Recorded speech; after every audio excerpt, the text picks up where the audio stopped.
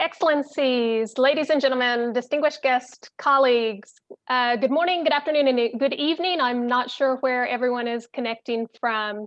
We're now entering the third of the side events for today's celebration of World Forest Week. And this final event of the day is entitled The Vision and Strategy for FAO's Work in Nutrition, a Forestry Perspective. My name is Nancy Aborthel, and I'll be the moderator for today's event. I am the Deputy Director of the Food and Nutrition Division of FAO, and I'm very pleased to be here today. Before we get started, for all of you who were not involved in the previous event, I'd like to go through a few housekeeping notes to be sure we have a clean and smooth virtual event. So first, I'll inform you that we are indeed recording this event, and the recording will be shared after on the FAO website. For all of my distinguished panelists, please remember to follow the meeting in the mute mode and click the unmute button when you're ready to speak. For all of our attendees, when we arrive to the discussion portion of the event, if you'd like to request the floor, please use the raise hand function in the participants menu. I also welcome both panelists and attendees to use the chat feature to share any thoughts throughout the event. And we're pleased today to have the service of simultaneous interpretation in French, Spanish, and English. You can access the interpretation services by clicking the globe icon at the bottom of your screen. To guarantee accurate interpretation, please speak more slowly than usual and bear in mind that it's a virtual meeting and therefore audio quality might deteriorate unexpectedly. It may become insufficient for interpretation purposes, and our interpreters will indicate this verbally and resume interpretation as soon as possible. Any technical matters can be referred to audiovisual services using the private chat function. And now with all of those issues covered, let us begin. We're pleased to have with us here today Mr. Maximo Cordero, the Chief Economist of FAO, to provide the opening remarks. Please, Maximo, you have the floor. Thank you very much, Nancy. Excellencies, permanent representatives to FAO in Rome, esteemed colleagues, ladies and gentlemen, good afternoon to all of you. It is my pleasure to welcome you to this side event on the update vision and the strategy for FAO's work in nutrition. The world we're living today, this is a core topic. We have a world with 690 million people undernourished, which could increase up to 132 more million people undernourished. 2 billion people that don't have access to regular food, and 3 billion people that don't have access to healthy diet. So this has to be changed. So it is critical that we as FAO, working with you, get this strategy right. This strategy should fully reflect the entire organization's enormous potential contribution to raising levels of nutrition worldwide, as articulated as one core FAO mandate in the preamble of the FAO Constitution. And now we find the world to be more critical as nutrition challenges are even greater than in the past. There are still high levels of undernourishment, as I mentioned before, and undernutrition in the world, but also a growing epidemic of overweight and obesity. Early this year, the Director General called for all of us to work closely together towards a path that leads us to a better tomorrow, through a better production, better nutrition, and a better environment for a better life. The COVID-19 pandemic has highlighted the fragility of our food systems. Nutritious food cannot reach to all of us, and many consumers are unable to have access to safe and healthy diets. We are what we eat. We must eat healthy diets to be healthy. Forests and trees contribute to healthy diets through the provision of nutritious food, income, employment, energy, and ecosystem services. Plants and animals found in forests play important roles in the diets of millions of people. In times of food shortages and economic, social, and political shocks, income and wild foods from forests provide a safety net. We can achieve more. We can achieve affordable, safe, and healthy diets to unleash the enormous development potential that improved nutrition provides. This is a strategy for FAO to make a concrete contribution in at least 7 SDGs that are influenced by improved nutrition, and arguably the other 10 that are influenced by food systems. We look to you to support the development of this strategy so that we can deliver our nutrition mandate worldwide and support countries to reach their targets across SDGs. We need to create impact. We need to create change. So I look forward to your contributions and inputs on the updated corporate nutrition strategy today. And I thank you for your engagement and continued support to FAO. Thank you very much. Back to you, Nancy. Thank you, Maximo. Thanks for those remarks to get us started today, and also to really remind us of the incredible importance of the work that that we do in order to ensure accessibility and affordability of healthy diets, and how important the work in the forestry sector is for that support to healthy diets, livelihoods, and of course, sustainable development. As FAO, we understand well that the nutrition strategy needs to be comprehensive. Yes, it needs to be flexible in order to be supportive of local needs. And in that light, in today's event, we are very privileged to have voices from two very different contexts, Costa Rica and Senegal, to join within our conversation. So first off, I'm truly honored to present our keynote speaker for today, His Excellency Ambassador Jorge Federico Zamora Cordero, the permanent representative of Costa Rica to the Rome-based agencies of the United Nations. Ambassador Zamora Cordero, you have the floor. Muchas gracias, Nancy. Muy buenas tardes a todos. Un cordial saludo a las autoridades de FAO presentes en este panel, en especial para usted, Nancy Aburto, que ha hecho posible este conversatorio, para la DDG María Elena Semedo, al economista en jefe Máximo Torero y al que hoy me acompaña en este conversatorio. A las señoras y señores embajadores y representantes permanentes ante la FAO, colegas, colaboradores y participantes en general. Es un honor para mí compartir este conversatorio con destacadas personalidades en extremo competentes en el manejo del tema. Deseo iniciar mi presentación resaltando la responsabilidad compartida que tenemos todos para salir de la crisis sanitaria y económica que nos imprime el COVID-19 y nos recuerda que el auge y la difusión de las enfermedades zoonóticas se ve incrementado tras un manejo inadecuado de nuestra relación con la naturaleza y por haber interpretado erróneamente que el ser humano es ajeno a su entorno, cuando en realidad somos parte de un todo, en conjunto con la naturaleza. No me cabe la menor duda de que todo esto que está sucediendo en el mundo es ni más ni menos una reacción de la naturaleza misma ante el maltrato del ser humano. También creo que efectos de esta crisis son leves si se comparan con la devastación social, económica y ambiental que producirán la crisis climática y la crisis de biodiversidad si no se actúa con la urgencia y firmeza requeridas para asegurar la supervivencia de todas las especies del planeta. Bajo estas premisas, Costa Rica cree que la agenda ambiental es un valiosísimo vehículo para reconstruir sobre la base de modelos de desarrollo sostenible, los generadores de bienestar para todas las personas. El esfuerzo por esa reconstrucción verde requiere de mayor ambición posible en el discurso, el compromiso y las acciones concretas, así como la congruencia en la actuación de todo el aparato estatal y del acompañamiento de la empresa privada y la sociedad civil.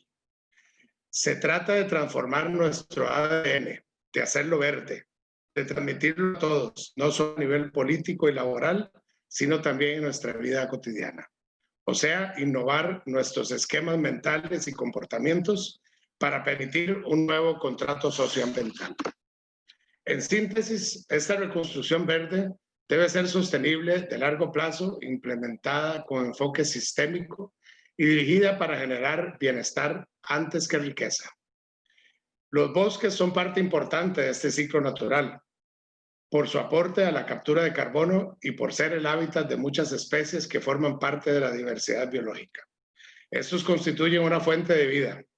Proteger los bosques y la naturaleza es protegernos a nosotros mismos y asegurar nuestro bienestar. Numerosos estudios han demostrado claro vínculo entre promoción de la nutrición y la protección de las zonas boscosas. Estos mismos estudios descubrieron que estar cerca de los bosques hacía que los niños tuvieran al menos un 25% de diversidad en sus dietas en comparación con los niños que vivían lejos de los bosques. Además, la exposición a los bosques, según estos estudios, reduce el retraso de crecimiento infantil en un 7%. El agua es más limpia donde hay bosques. Esto mejora el acceso a las comunidades al agua potable, sobre todo las más vulnerables que no tienen otros medios para tener acceso a este recurso. Los productos alimenticios forestales proporcionan casi el 15% de las cantidades recomendadas de frutas y verduras y el 106% para la carne y el pescado en los países de ingresos medios bajos o economías en transición. Los bosques, además de impactar positivamente la nutrición al proteger la vida silvestre, que a su vez aportará el mayor crecimiento de las cosechas, ofreciendo una mayor variedad de alimentos, son una poderosa herramienta para los países en desarrollo, ya que la protección en las zonas boscosas también fomenta los ingresos de las comunidades que viven en torno a los bosques, y esto permite a las familias comprar más y mejores alimentos, mejorando la ingesta de nutrientes. No es casualidad que Costa Rica pertenece al destacado grupo de los 5 países que cuentan con una zona azul, donde viven las personas más longevas del mundo. Y esta longevidad está directamente relacionada con la calidad de la alimentación de las personas que subsisten de productos de la agricultura familiar comprometida con cuidar los bosques.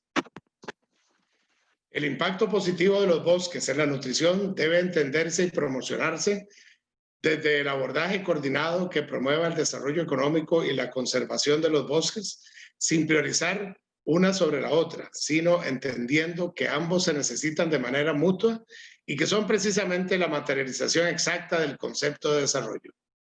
Costa Rica cometió justamente este error en la década de los 80s y para entonces había perdido casi todos sus bosques. Solo una cuarta parte del territorio quedó con cobertura forestal. Qué triste. Más de 50,000 hectáreas fueron deforestadas cada año debido a la agricultura extensa y a la ganadería, a la extracción de madera legal e ilegal y los incendios. En la década de los 90, Costa Rica experimentó un cambio sustancial caracterizado por una legislación que favoreció la conservación y la protección de los recursos naturales y la creación de instituciones ambientales materializada en acciones como el fortalecimiento de la ley de parques nacionales, las políticas de conservación y producción sostenible. A través de diversos incentivos, el Estado revirtió las tendencias de deforestación, pagando a los propietarios de los bosques para protegerlos mediante el reconocimiento de los servicios ambientales.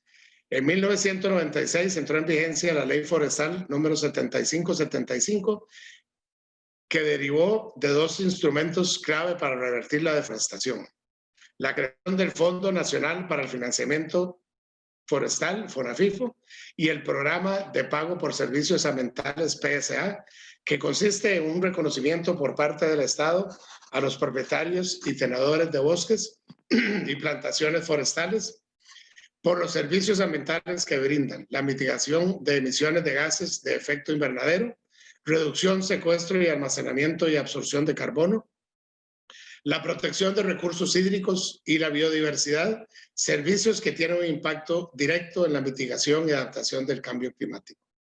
El país ha logrado conservar elevados porcentajes de su superficie de forma protegida y bajo cobertura forestal, incrementándose sistemáticamente desde el año 2000, alcanzando en la actualidad niveles superiores al 52% de su territorio, cifra que está muy por encima del promedio mundial de la región y de los países miembros de la OCDE.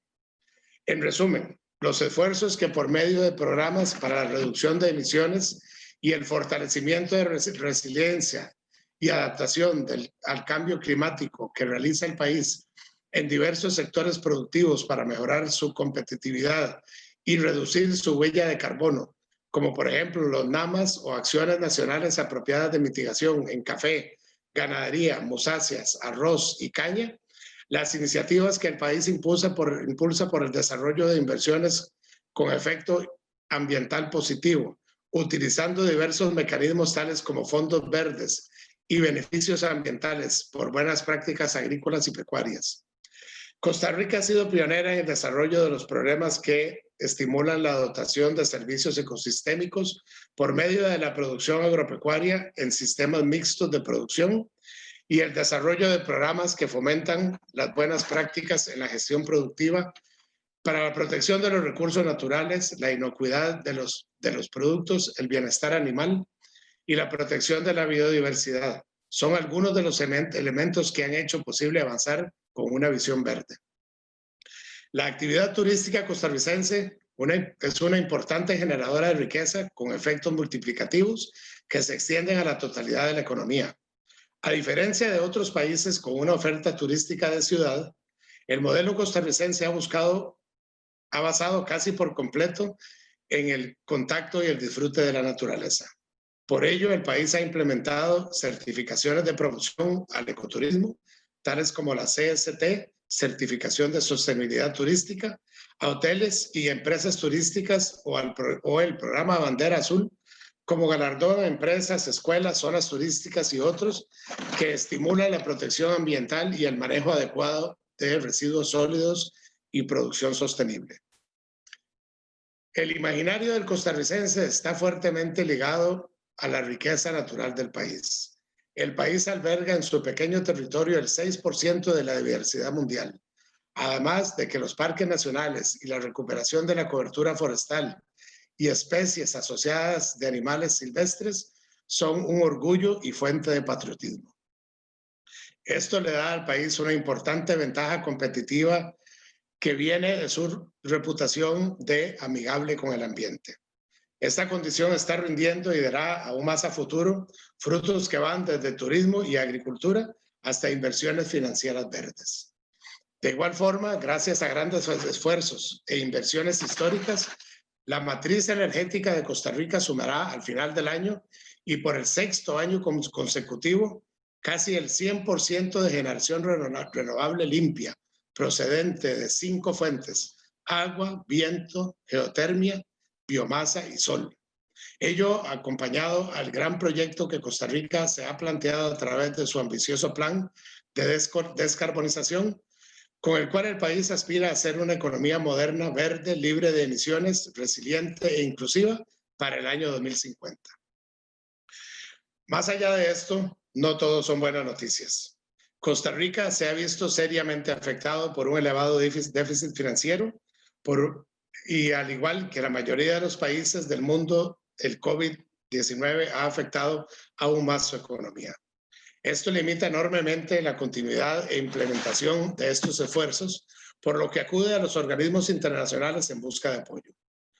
Costa Rica, siendo ahora considerado un país de renta media, ha luchado durante décadas para fomentar su economía, promoviendo el desarrollo equitativo y sostenible, la paz, la justicia social y la democracia. Mas, sin embargo, el flagelo que impone la crisis del COVID-19 ha tenido impacto severo en nuestra economía y amenaza con interrumpir las grandes metas ambientales que el país posee. El desempleo en aumento y los lamentables altos índices de pobreza se asoman cual sombra que busca nublar los avances y metas obtenidas con gran esfuerzo. Para revertir estos esfuerzos, innovar es necesario. El país cree que una iniciativa que a su vez es sostenible ambientalmente hablando para frenar el impacto económico es el enverdecimiento de todos los flujos financieros, públicos y privados, nacionales e internacionales. Costa Rica espera que cada dólar destinado a la reconstrucción del post-COVID sea invertido con esa misión sostenible en mente, independientemente de la materia que se destine ese dinero, sea salud, transporte, obra pública, etc. En los próximos días, Costa Rica estará poniendo a disposición de aquellos países y empresas que creen y apoyan en la Agenda Verde un mecanismo que hemos llamado PSA 2.0, mediante el cual el país se compromete a seguir sus esfuerzos por la captura de carbono, no solo en manos de los bosques, sino también incluyendo suelos. Costa Rica aboga por avanzar en fortalecer política y jurídicamente el ligamen entre los derechos humanos y el cambio climático y la diversidad de los espacios multilaterales de negociación e incidencia política. Aprovecho para hacer un llamado a nuestros socios en la Agenda Verde para incrementar la acción conjunta en este ámbito. Este es solo uno de los ejemplos de los cuales el país está incursionando para traer soluciones prácticas y recursos frescos basados en la naturaleza que sean eficientes y enfrentar así los retos que tenemos por delante. Concluyo mi participación una vez más agradeciendo el espacio que se me ha brindado y parafraseando al diplomático y filósofo estadounidense George Perkins Marsh, considerado el primer ecologista de esa nación por allá de los años 1800. Comillas, la mejora de los árboles de los bosques es un trabajo de siglos. Tanta más razón para comenzar ahora. Cierro comillas. Muchísimas gracias por su atención. Thank you very much, Ambassador. I found your remarks extremely passionate and exciting to feel that commitment in what you're saying. I really like that visión verde, and I appreciate the innovation that Costa Rica has shown in the development of tourism that supports the preservation of forest. It's inspiring to see the potential for the continuation to support healthy diets, even in the face of COVID-19. And other global challenges that you highlighted, such as climate change and degradation of natural resources. I believe your remarks have brought us a real sense of hope and inspiration to double down on our efforts, because indeed in partnership, we can make some great progress towards our goals of Agenda 2030. Thank you very much. Now, before moving to our next special remarks from our guests from Senegal, I'd like first to kindly invite Professor Anna Larty, the Director of the Food and Nutrition Division of the FAO, to present the current version and of the draft vision and strategy for FAO's work in nutrition. Anna, the floor is yours.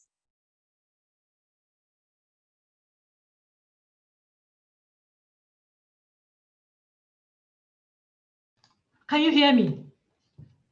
Yes, Hello? I can hear you now. I can hear you now. Okay, thank you very much. Nancy, thank you for this, giving me the floor. I take also this opportunity to thank COFO for giving us this opportunity to present on FAO's strategy on nutrition. In this presentation, I'll give a brief background and also give a little bit about the content of the draft. And then I'll mention a bit about how forestry is relevant for this nutrition strategy. Now, since 2012, when the first FAO nutrition strategy was developed, a lot has changed for nutrition. And for time, I'll just cite a few of these. In 2014, we had the ICN2, which is the International Conference on Nutrition. This gave us the Rome Declaration on Nutrition and also the Framework for Action on Nutrition. Then in 2015, we had the Sustainable Development Goals. In 2016, we had the UN Declaration of the Decade of Action on Nutrition. Then the heavy focus on food systems. This actually came with ICN2. Okay, so a lot has changed. And following that, FAO had an evaluation of its nutrition strategy. In fact, the events that happened after ICN2 overtook FAO's nutrition strategy of 2012. And it became necessary that we revise and update our nutrition strategy, taking into consideration the developments that have happened in the nutrition architecture. So that was a key recommendation that came out of this. In November 2019, we presented an outline of the revised nutrition strategy and how we are going to approach this to the program committee. The program committee came back with a number of recommendations, which were quite useful. And among these was that it should be quite consultative, and also we should include a draft. We should include in the draft all FAO technical committees. We have been doing this. We've been busy actually coordinating with the FAO committees like COAG, COFO, COFI, and Trade. It is really a great pleasure that today COFO has given us the opportunity also to present our nutrition strategy. So in this presentation, I'll cover briefly the background, our guiding principles, the mission and vision, and then the accountability framework. Because of the limited time, I will focus on some of the key issues in this presentation. So in this updated strategy, what we are saying is that we want a vision where all people are eating healthy diets.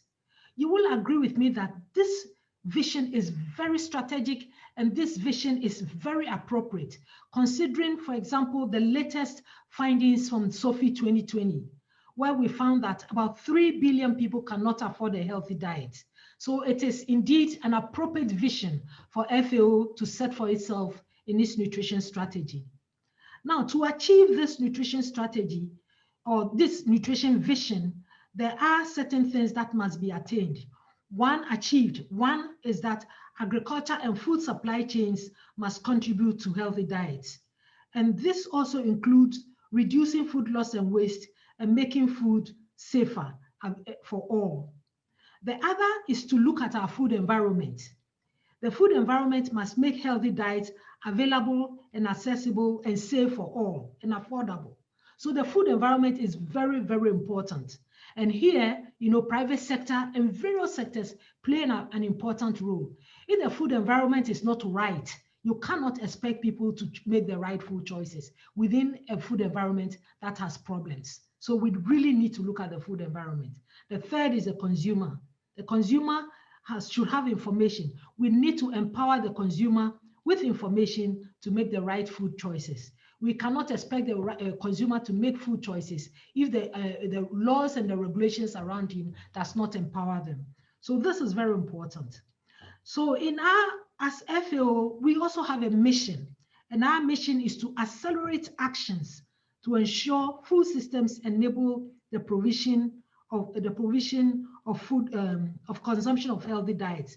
So what are the actions that we as an organization can enable to make this vision achievable? In this strategy, so you can see on your stream left what our mission will be, which I've just mentioned, and the stream right, what our vision will be. But in between, there are some outcomes that when accomplished, it will make significant contribution to our vision. And these are the shared vision and awareness for nutrition and importance of healthy diets. The evidence, very critical. Consensus to be built around multi-sectoral stakeholders on win-win and also managing the trade-offs. We need to look at external capacities and also FAO's own capacity. All these are very, very critical.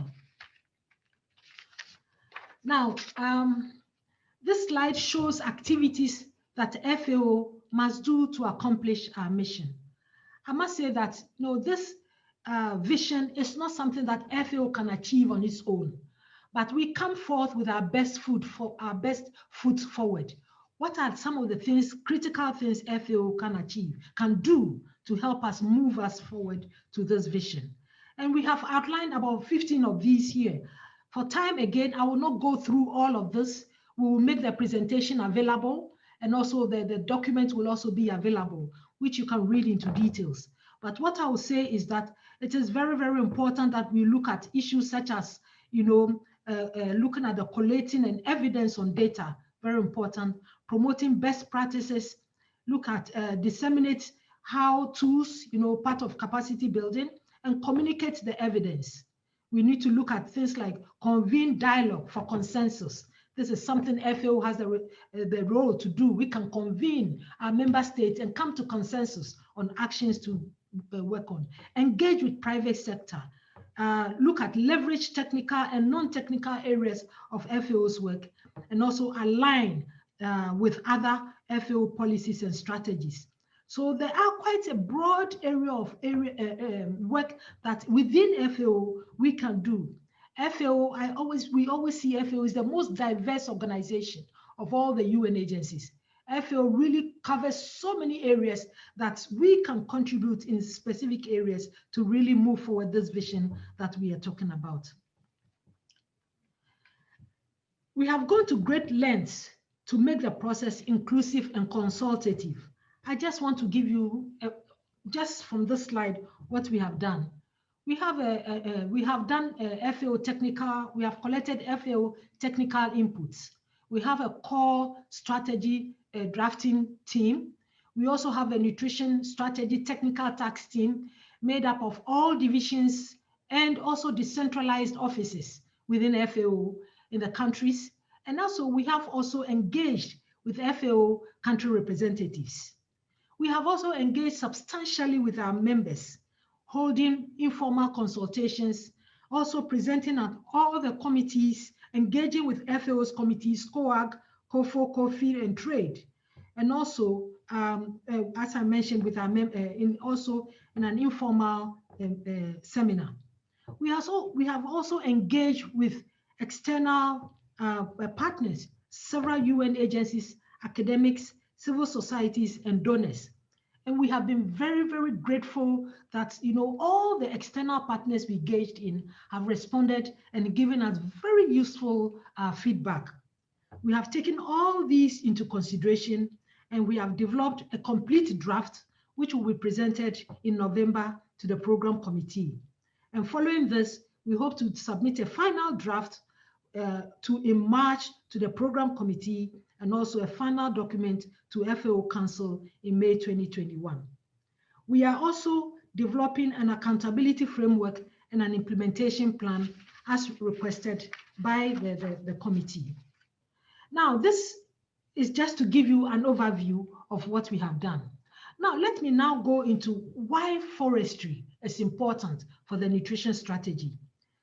Basically, we can link between forest and nutrition can be seen through the provision of animal source foods, plant foods, fuel wood for cooking. So there is a direct link here. From these, we can improve dietary diversity. There is also this other link at the bottom where you can see the forest providing income through the income pathways will provide incomes from the sale of forest products. And this can ultimately also improve nutrition.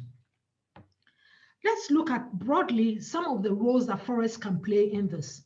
Forests can make a healthy diet accessible to all year round because of the diversity and varieties that are provided, because of the drought-resistant products that we get from forests. So forests are available all year round. So if it's not one product, it's the other. And so that's why we can have adequate food all year round. Forests are an important source of nutrients, animal source foods, and other bioavailable micronutrients. We can make food systems more sustainable if we manage our forests very well and ensure that rural households will continue to enjoy the nutritional benefits that come from forests. And of course, smallholder productivity and income can be improved as a result of forest. I'd like to just look at a paper that was published 2018.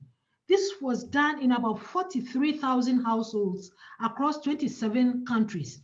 Looking at, they examined the impact of forest on dietary diversity. For the sake of time, I will just focus on the highlighted portion. This study found that greater exposure to forest on average had a positive effect on children's dietary diversity in developing countries. You can see how forests can really both, and this is the evidence here. I myself recall as a young girl growing up in my home country where me and my siblings will walk through not so much forest, but farms, collecting some berries, nuts, and mangoes, and consuming these when they are in season. Unfortunately, today, many children do not have access to this because a lot of our forests have been destroyed. And some of these nutritious fruits and berries have disappeared as a result of the destruction of our forest. Forests can make a big impact on nutrition. On this note, what we will be requesting from COFO is that we will be grateful to get guidance on forest, and also that you will be able to provide proposals for improvements in the strategy that will ensure the potential of forests to enhance diets and how this can be realized. I thank you, Nancy, for the opportunity, and COFO also for the opportunity. I hand over, Nancy, to you. Thank you. Thank you very much, Anna. You've really clearly laid out the strategy and also really given us some food for thought on how nutrition and forest are so interlinked and how the strategy can help support the work across forestry for that ultimate goal of raising levels of nutrition as is stated in FAO's constitution. I'll remind the audience right now that we do have the question and answer function, so you can use that at any time if you want to pose some questions to Anna about the presentation or to any of our panelists. Now, before I open the floor for discussion, because I do think we'll have a few minutes for discussion before we wrap up today, I'd like to introduce our final special guest. Our special guest today, coming from Senegal, is Madame Mamouna Sambou. She's the president of the Association for the Protection and Promotion of Geographical Indication of Mad Fruit of Casamance, Senegal. The mad fruit is a forest fruit, and Madame Mamouna has been working to strengthen the value chain for its conservation, production, marketing, and distribution. Madame Mamouna, I have a few questions for you, if I may. Okay, merci beaucoup. Merci. First off, could you tell us about the objectives of this initiative to support geographical indications for the mad fruit, including its contribution to the preservation of biodiversity and of the forest? Ok, merci beaucoup. C'est Madame Mamouna Sambou. Je suis la présidente d'abord d'un GIE appelé Casa Écologie qui s'active dans la transformation et la commercialisation des fruits et des légumes. Donc, par rapport au projet APIMAD, Association pour la promotion de l'éducation géographique pour le mode de Casamance, dont je suis la présidente. Donc, par rapport aux objectifs, d'abord, il y a eu une conférence internationale qui s'est tenue dans ce pays-là, dans un des départements qu'on appelle le CAP, donc, pour parler de cette éducation géographique. Donc, au sortir de cet atelier, l'idée est venue des populations pour vraiment choisir le MAD comme indication géographique. Donc, avec comme objectif d'améliorer les conditions de vie des populations. Parce qu'on a vu qu'ici, le MAD contribue beaucoup financièrement au soutien des familles démunies et non démunies, au soutien des familles vraiment en groupe au niveau des populations. Donc, le MAD aussi a un taux de nutrition très important parce qu'il est presque consommé par tous les Sénégalais. Nous avons donc un autre objectif, c'est d'organiser et de structurer à la base les acteurs de la filière. Les acteurs de la filière, c'est les collecteurs, les coupeurs, ceux qui coupent le produit dans la forêt. Donc, ces derniers viennent le revendre au niveau des commerçants. Donc, ce sont ces commerçants-là qui le revendent au niveau des transformatrices que nous sommes. Donc, c'est vraiment un très grand atout. Donc, par rapport à la préservation de la ressource, donc, il est préservé dans son écosystème par la sensibilisation des acteurs à la base. La sensibilisation porte surtout sur le système de cueillette, parce qu'il faut vraiment laisser le produit jusqu'à ce qu'il arrive à maturité avant de le couper. Donc, il faut vraiment sensibiliser encore les populations par rapport au reboisement, parce qu'actuellement, les forêts en Casamance ont tendance à disparaître. Donc, vraiment, il faut vraiment reboiser ce produit qui a tendance à disparaître, comme je le disais tantôt. Donc, il faut aussi aider la forêt à se régénérer par des systèmes assistés. Il faut aussi aider les populations à lutter contre les feux de brousse. Les feux de brousse constituent aujourd'hui un grand fléau dans ce pays. Donc, les objectifs, c'est par rapport à ça. L'autre aspect que je voulais vraiment souligner, nous les transformateurs, quand on fait la transformation, les produits, les noix que je disais ici, c'est par rapport au reboisement, sont remis à des pépiniéristes pour vraiment faire des pépinières et redistribuer au niveau des populations pour pouvoir vraiment mener l'activité de reboisement au niveau des forêts. Okay. Donc voilà, d'une façon ramassée, c'est les objectifs auxquels vraiment l'association est en train de mener au niveau des populations à la base. Thank you very much for that overview. It sounds like in this initiative, you have a lot of entry points for supporting your community, and I really applaud everyone that's working with you on this initiative. Now, to ask a little bit more specifically about the nutritional aspect, I know the mad fruit is rich in many nutrients, and it is a good contributor to healthy diets, but it does have a short season from May to September, as I understand. How is your initiative supporting the year-round availability and consumption of mad fruit and its products? Ok, merci beaucoup. Comme vous l'avez dit, le mad est un produit saisonnier qui s'étale seulement sur 5 mois. Donc, qu'est-ce que nous faisons? Nous, les transformateurs, dans d'autres personnes, donc on le congèle. Il est congelé dans des congélateurs ou dans des frigos. Évidemment, ça coûte très cher, c'est ce que nous faisons. Donc, c'est pour conserver le produit, pour que nous puissions quand même vendre et l'avoir 12 mois sur 12. Parce que comme je le disais tantôt, comme étant un produit saisonnier. Donc, l'autre aspect aussi, il y a des plateformes, une plateforme qui est en train de voir le jour. Évidemment, il n'a pas encore vu le jour. Donc, dans un département, ça doit vraiment concerner les acteurs que je voulais citer. Donc, c'est les transformatrices, c'est les cueilleurs, c'est les commerçants. Ils ont leur place dans cette plateforme. Donc, quand tout cela est réuni, je pense que le MAD sera produit 12 mois sur 12 au niveau de la région. L'autre aspect, c'est la transformation. Donc, par rapport à la transformation aussi, nous transformons ce produit soit en sirop, soit en jus, soit en conserve, soit en confiture. Donc, ce produit est transformé le plus souvent par des femmes. Autant elles se faisaient d'une façon traditionnelle. Mais actuellement, avec l'appui de l'institution technologique alimentaire, il est vraiment en train de nous aider pour que nous améliorons le produit, parce que ça sera consommé vraiment par les populations. Donc, on est déjà arrivé à ce stade. Parce qu'au Sénégal, nous avons quand même ce qu'on appelle les autorisations de production délivrées par cette institution. Donc, le produit est amené en laboratoire pour analyse, pour voir sa composition organoleptique de ce produit-là. Donc, le plus souvent, beaucoup de transformatrices ont ces autorisations de production-là. Moi qui vous parle, par exemple, j'ai 13 autorisations de production dont le MAD fait partie. J'ai l'autorisation du sirop, j'ai l'autorisation du jus, j'ai l'autorisation de la conserve, j'ai l'autorisation de la confiture. Donc, ça me permet vraiment de vendre à un échelle très important. Fantastic. You can see that direct pathway where supporting the forest and the forest fruit of MAD is really supporting healthy diets. And I have one more question for you. I think we have just a moment for this last question.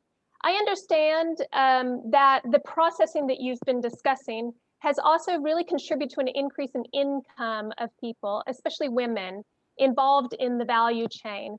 Could you share with us briefly how women have been using this income, in particular, how they might be using that to improve their diets?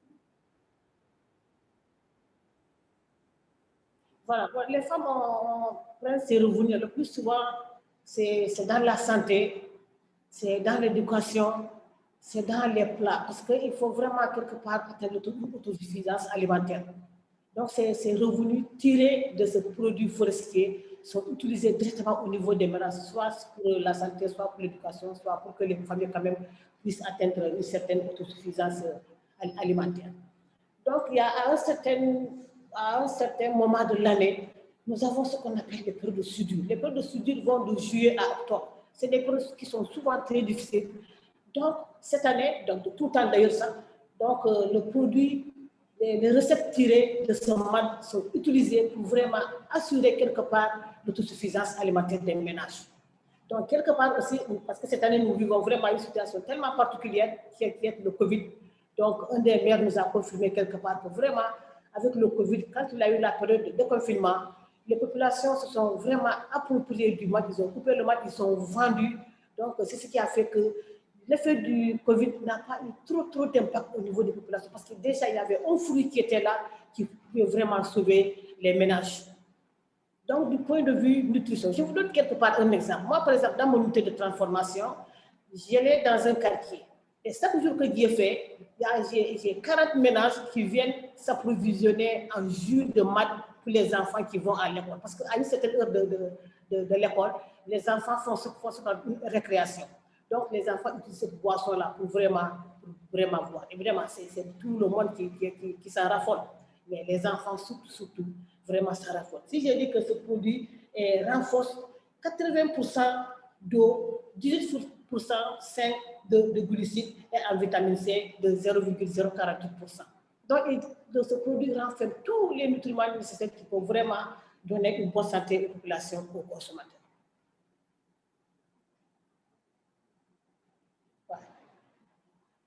Thank you so much, Madame Mamouna. It's really fantastic that you could connect with us today from Senegal. I appreciate you making the effort and I appreciate all of your remarks.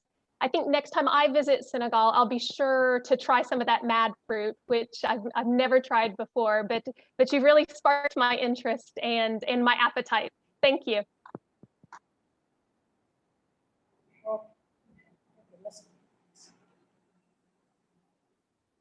So now, ladies and gentlemen, we have about 10 minutes or so where we can share some of our thoughts and questions from you, the audience.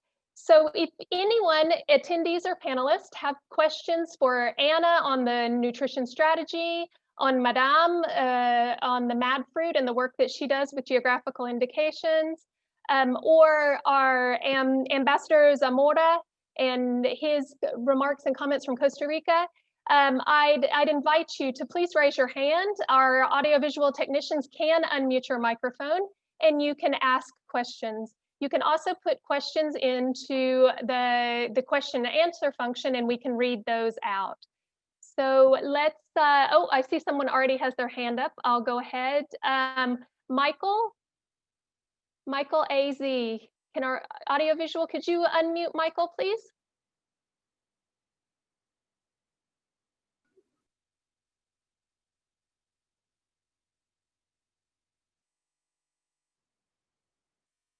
Michael, you may be able to unmute yourself now.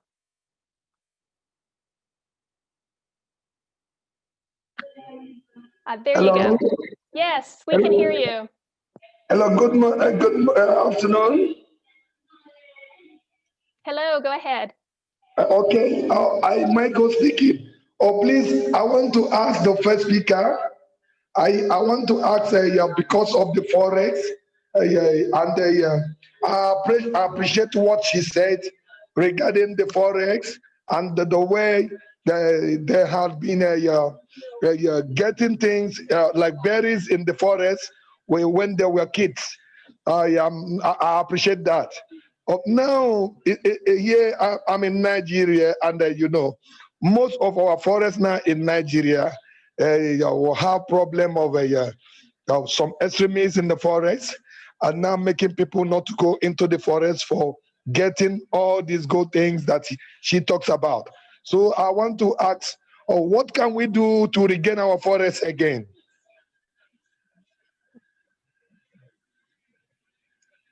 Okay, thank you, Michael, for that question. Anna, I think that question was directed to you, but we do have another question, so I think I'll ask that, and then we could answer them both together.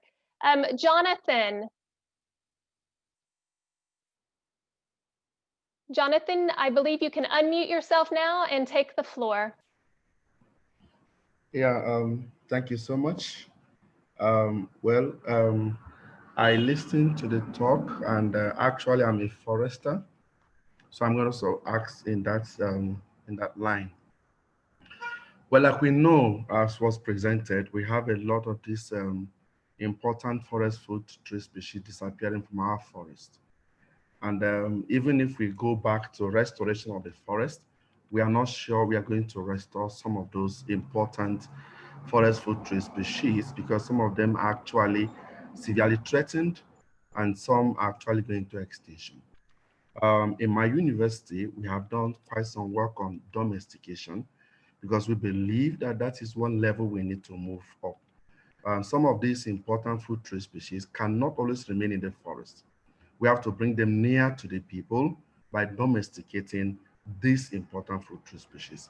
So I want to know, what is FAO doing, or how is FAO promoting domestication of these important food tree species, at least the one that are important to specific cultures and the one that will fetch a lot of money to the local people, and that will also move the economy of these communities forward. So what is FAO doing in terms of domestication? How are they promoting it, and how can they promote domestication of these forest food tree species? Thank you. Thank you very much, Jonathan. Let's see, do we have any more questions? I think that's all that we have right now, so I'll turn back to our panelists. And Anna, we had a question from Michael from Nigeria around preservation of forest, and he was building off of your experiences of collecting berries. Maybe you can get us started with those answers, and then I might turn over to other colleagues to add on. Go ahead, Anna, the floor is yours. Yes, please. Thank you very much, Nancy, and thank you, Michael, for the question. Indeed, I believe you can really understand what it is for children to go into forests and collect some of these. It's a very wonderful experience for children. It's very sad that, you know, our forests are disappearing, or as you've described, that forests that people cannot take advantage of because of the political or the economic situation. But all I will say is that I think that governments have a role to play to protect forests. And that's why FAO is, we have all these. Governments have the primary role to protect our forests and make it usable for the rural communities that depend on it for their livelihood, for their nutrition and all. Because once the forests disappear, you are actually going to make life very difficult for such populations. We know that in some places, a lot of the forests are now being converted to concrete buildings, concrete lands and all, and that's not really, it's a problem. And I'm hoping that civil society organizations are the ones that can hold governments accountable. You know, we have civil society organizations that are actually helping and bringing the people's voice to the table, and they should hold governments accountable regarding safeguarding our forests and making our forests usable again for the populations that need these forests. Thank you. This is all I'll say to this. Thank you, Nancy. Thank you, Anna. I would actually like to turn to Ambassador Zamora. There is, in addition to the questions that we've heard about preserving forests, there was also a question in the chat about how forests can support livelihoods. So I might ask you if you could comment on how we can preserve forests. Anna just mentioned that governments have a role to play, and maybe you could share some of your perspectives. But then also you had mentioned in your presentation the use of tourism in preservation of forests. And it might be interesting in terms of livelihood to touch on that topic a bit more. So Ambassador, can I turn the microphone to you? Sure. Thank you very much for all the questions. And regarding the questions from Michael and Jonathan, I appreciate it very much. And this new question you're giving me now, Nancy, I just can resume in my words I said before. We have to change our DNA to nature, to green matter, to green agenda. That's the first thing we have to do. All of us as humans have to have in our heart, in our head, in our mind, that we have to preserve nature, that we have to preserve forests, and we have to work every day in our daily life and also in our labor. Our governments, all our systems have to be turned into a green agenda. That's the first thing. I mean, it's nothing that only one part, the private sector, the public in general, the governments, myself, yourself, have to turn into a green agenda DNA. That's how I can answer the three of the questions. And as I said in my words, that's the first thing we have to do. After that, the government has to, regarding your third question, Nancy, the governments have to have initiatives to promote the private sector, like in tourism, as you said. In tourism, in Costa Rica, the tourism is ecotourism, so they're responsible for their own business. If they don't take care of the nature, their business runs out. So they have to take care of the business, and the government gives them incentives and gives them rewards if they do it well with something that's made for long terms. So that would be, in that sense, the answer to these questions. Thank you, Nancy. Fantastic. Thank you very much for those perspectives. Now, I recognize we're running out of time, but I'm going to take the moderator's prerogative and just go ahead and request everyone to stay online for 3 extra minutes, since our colleagues before us made us get started 3 minutes late. Because I'd like actually to turn to Andrew Tabor, who is one of our panelists. He hasn't spoken yet, but this is a co-chaired event between ESN, that's the Nutrition Division, and the Forestry Division. And Andrew is from our Forestry Division, and I think that he could add a few words to that important question about what FAO specifically is doing to support this agenda. So Andrew, if you could take maybe 1 minute, please, and answer that question or shed some light on it. No, this is really a wonderful session, and I've been certainly inspired by the various speakers and so on, and also by the engaged questions. In response to this query about what FAO is doing, actually quite a lot. One issue is we work a lot on agroforestry, which of course looks at how trees can be incorporated into farming systems and so on. But I also think it's very important to figure out how we can continue to use and extract foods from the more naturally regenerated forests as well, because we want to have real value from natural forests as well to encourage their long-term conservation and protection.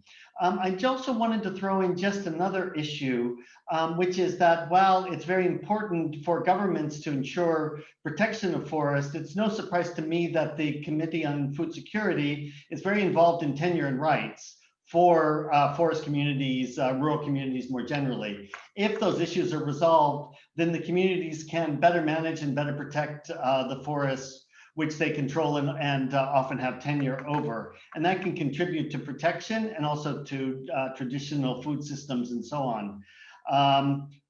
So we're really up against the clock, and I would love to go on and on. I mean, this is a wonderful topic.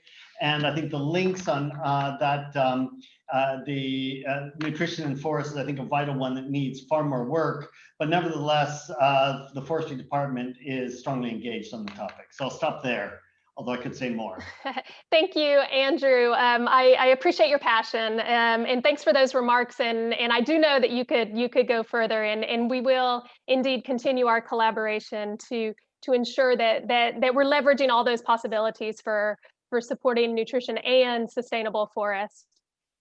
So I think that our time is up for the question and answer session, but we do have a few more minutes where I would like to hand the microphone over to our Deputy Director General, Maria Elena Semedo. And she, I think, has been listening closely throughout our event today and has some reflections that she can share for us to help round out our day. Maria Elena, the floor is yours. Thank you, Nancy, and congratulations for this wonderful facilitation of this event. Ambassador Zamora, Maimuna, Anna, colleagues, friends, a very good afternoon to all. I am really delighted to have been able to follow this discussion and have the honor to do some concluding remarks on the draft vision and strategy for FAO's work in nutrition for a forestry perspective. Usually we have a global discussion, but you don't have a sectoral perspective, and you don't imagine how a sector can contribute to improve nutrition and healthy diets. But let me start by expressing to Ambassador Zamora Cordero our sincere gratitude, Ambassador, for being here with us and sharing this very important experience from your country, Costa Rica. I think Costa Rica has been one of the greatest examples how the preservation and the conservation of nature and biodiversity can move us to sustainable development. And I really liked what you said, that we need to change our DNA for our green agenda, and we need a new environment contract. I couldn't agree more with you, Ambassador. And I believe experience of Costa Rica, who has shown us how we can regenerate tropical forests, bringing back some species, plants and animals. And you show how the degradation through deforestation was reversed through appropriate policies and incentives.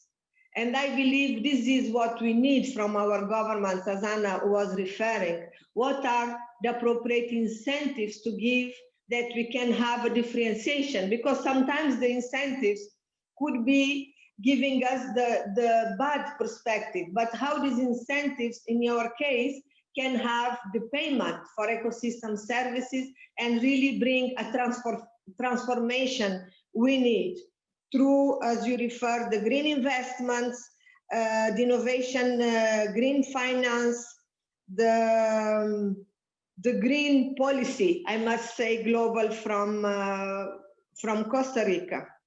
But I think we have a lot to learn, and we need more space for you to share this experience in FAO. Maimouna, grand merci. Merci d'être ici avec nous aujourd'hui.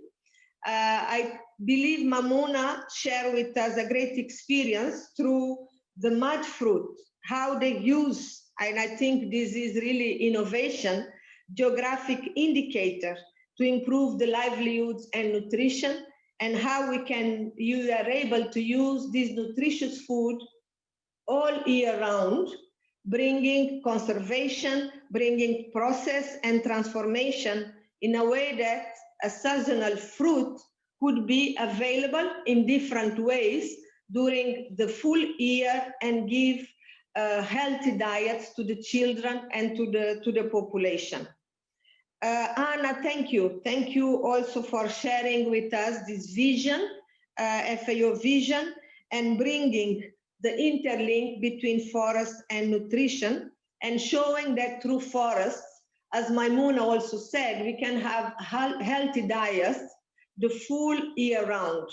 It has shown the berry fruits, we have nuts, we have so many products, wildlife, how we can have domesticate wildlife, that we can have plants and also animal diets sustainably all year round. I say sustainable because we are not talking about illegal logging, but if you can use sustainable of our forestry resources, they can be a source of income, livelihoods, but also for healthy diets. I believe you have learned a lot. We have also the inputs. Those inputs will be taken back to the COFO. The COFO is the Committee on Forestry next week, and we'll be able to discuss also in January the contribution of fisheries to nutrition. And we can say that from nature, we can bring a lot to a sustainable, healthy diet the full year if they are properly used and consumed. To conclude, I'd like to say again, as the colleagues have said, the colleague from Nigeria and the forester, I forgot your name, pardon me, how forests and trees, they can contribute to healthy diets, they support the livelihoods of millions of people, and they provide a safety net in times of food shortage and economic, social, and political shocks. And let's need to continue working together in order to have forest sustainability, to strengthen our food systems and achieve healthy diets. Thank you, colleagues from forestry. Thank you, colleagues from ESN. Let's work together to have a global vision and be able that the 3 billion people who cannot afford healthy diets by 2030, all of them can be living food secure and nutritious food security. Thank you all and have a lovely weekend.